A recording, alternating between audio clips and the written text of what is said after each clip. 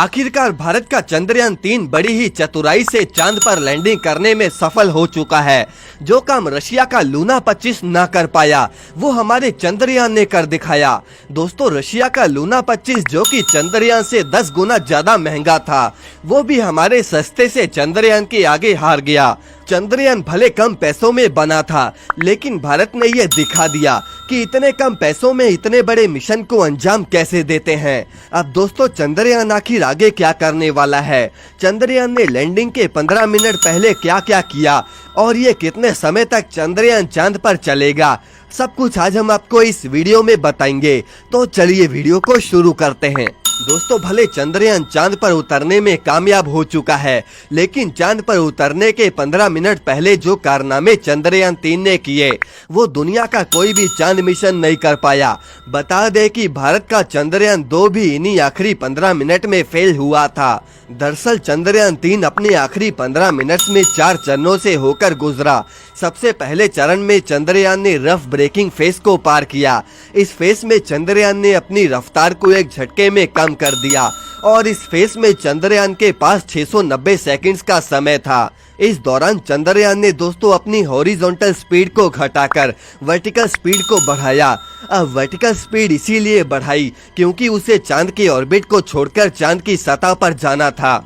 उस समय दोस्तों चंद्रयान की स्पीड 25 किलोमीटर प्रति घंटे थी और उस समय चंद्रयान की चांद से दूरी सिर्फ 7.42 किलोमीटर थी। अब इसके बाद दोस्तों चंद्रयान एटीट्यूड होल्डिंग फेस में गया, जिसे पूरा करने के लिए चंद्रयान के पास सिर्फ 10 सेकंड ही थे और अब तक चंद्रयान हॉरिजॉन्टली झुककर ही काम कर रहा था, लेकिन इसमें ये वर्टिकल झुकना शुरू हो गया। अब दोनों फेस पूरे होने के बाद ही सबसे अहम फेस शुरू हुआ, जिसका नाम था फाइन ब्रेकिंग फेस। इस फेस में चंद्रयान को अपनी स्पीड घटाने के साथ साथ लैंडिंग के लिए सही पोजीशन में भी आना था। इस फेस को पूरा करने के लिए चंद्रयान को 175 सेकंड्स मिले थे। इसमें चंद्रयान पहले तो अपनी हॉरिजॉन्टल स्पीड को 0 पर लेकर आया, दूसरा उसने अपनी वर्टिकल स्पीड को भी 59 मीटर प्रति सेकंड से 0 पर कर दिया और तीसरे में उसने अपनी पोजीशन लैंडिंग के लिए तैयार कर ली। यानी कि इस पोजीशन में चंद्रयान पूरी तरह से वर्टिकल पोजीशन में आ गया और उसके पैर नीचे की तरफ थे। तीसरे फेस में उसकी चांद से दूरी सिर्फ 800 से 133 मीटर ही बची थी और फाइन ब्रेकिंग फेस के बाद चंद्रयान की रफ्तार 0 हो गई और लैंडर में लगे थ्रस्टर्स उसे आगे की गतिविधियों के लिए पावर देने लग गए। बता दें कि 2019 में भेजा गया चंद्रयान-2 फाइन ब्रेकिंग फेस में ही लड़खड़ाया था, जिसकी वजह से उसकी क्रैश लैंडिंग हुई।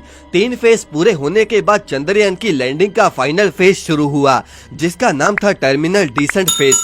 इस दौरान विक्रम लैंडर तेजी से चांद की तरफ बढ़ा और इस समय उसकी दूरी सिर्फ चांद से 150 मीटर ही रह गई थी। अब इसी ऊंचाई पर विक्रम लैंडर अपने लिए सही जगह चुन रहा था।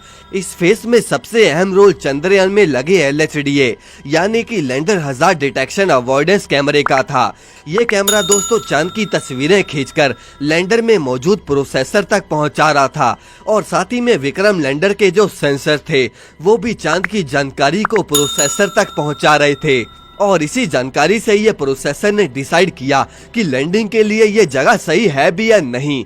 अगर दोस्तों प्रोसेसर ये बताता कि नीचे जगह सुरक्षित है, तभी चंद्रयान नीचे लैंड करता और अगर प्रोसेसर ये कहता कि नीचे जगह सुरक्षित नहीं है, तो चंद्रयान कोई नई जगह ढूंढने निकल जाता और फिर से सेंसर्स और LHDA डाटा प्रोसेसर को भेजते और जब तक प्रोसेसर को अच्छी जगह नहीं मिलती तब तक ये ऐसे ही चलता रहता। दोस्तों, अभी फिलहाल चंद्रयान हमारा चांद पर चला गया है और अब इसका रोवर बाहर आएगा और इसरो चांद पर एक्सपेरिमेंट करेगा और उन एक्सपेरिमेंट्स का सारा डाटा इसरो को वो भेजेगा। दोस्तों, आगे की वीडियोस में हम आपको चंद्रयान द्वारा भेजी गई तस्वीरें और वीडियोस को भी दिखाने वाले हैं। आप बस हमारी इस वीडियो को जल्दी से लाइक करके चैनल को सब्सक्राइब जरूर कर दें।